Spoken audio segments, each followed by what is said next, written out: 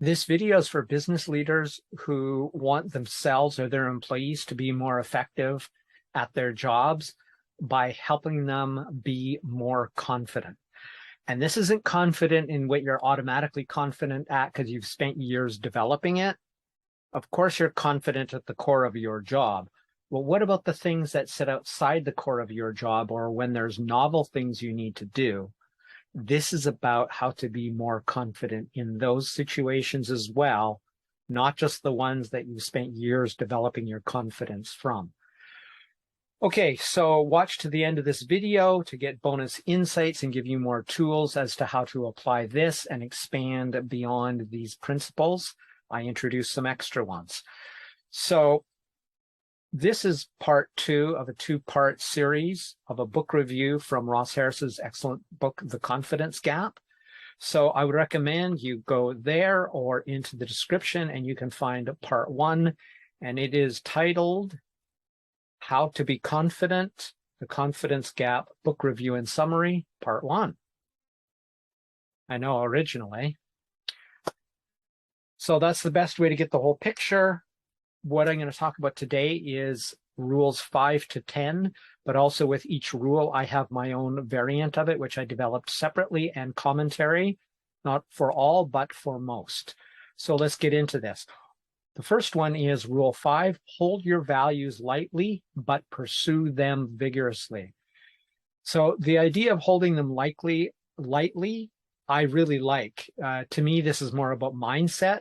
And what I mean by mindset, my definition of mindset is that not only is there a lot of true things that simultaneously different true things, but we also have our perspective or our frame of reference over top of that. So everything we think and experience is a personal interpretation of objective reality.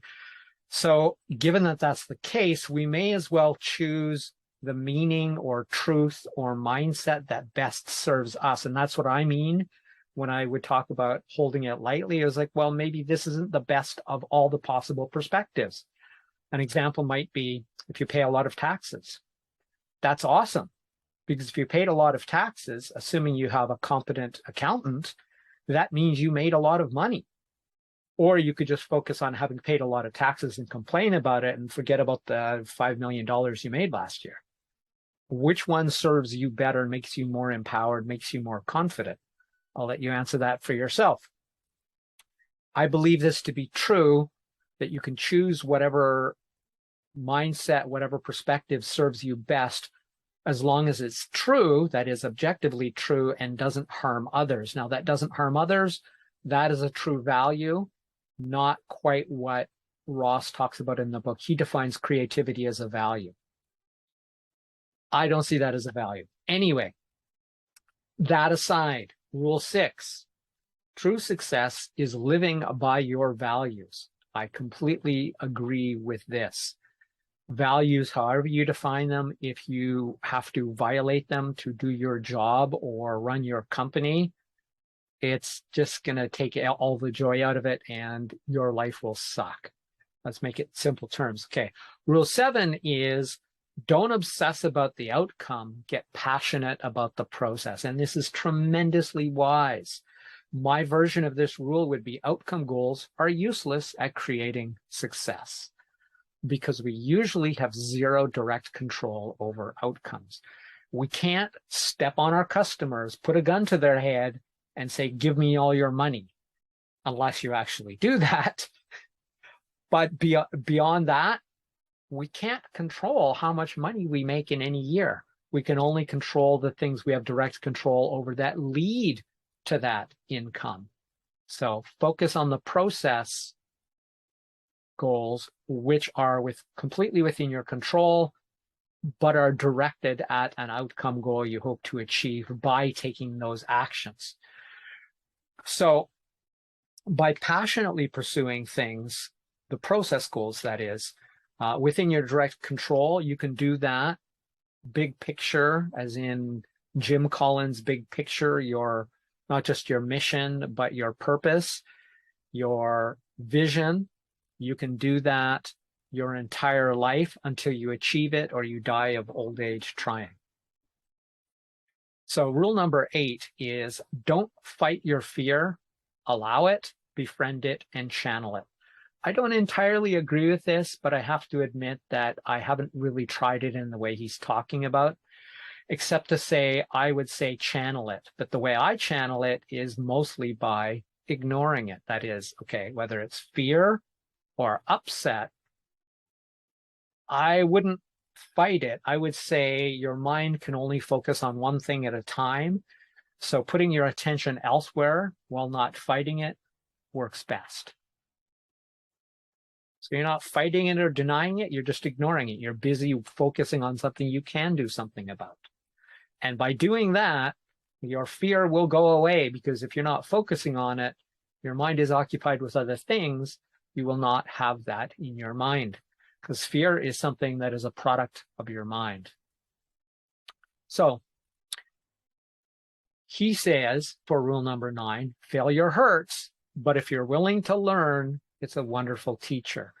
I agree completely. I'm just a little more direct. Failure sucks, and it is an inevitable part of life. So learn from it and move on. Whining is useless. So a more gentle version of that is simply that while you're learning, or when learning something new, failure is inevitable and desirable, and you should be happy because it does teach you. So I've got a soft side too, sometimes. So we're essentially living, unfortunately, in what I would call an era of wimp culture, and this was brought on by the self-esteem movement, who mistakenly and backwardly thought that self-esteem caused success. It has long ago now been definitively proved within the scientific community. Roy Baumeister and others did a meta-analysis, and they found out, guess what? Success causes self-esteem. Self-esteem that's unearned causes narcissism, not success, and not true self-esteem, actually, but the reverse.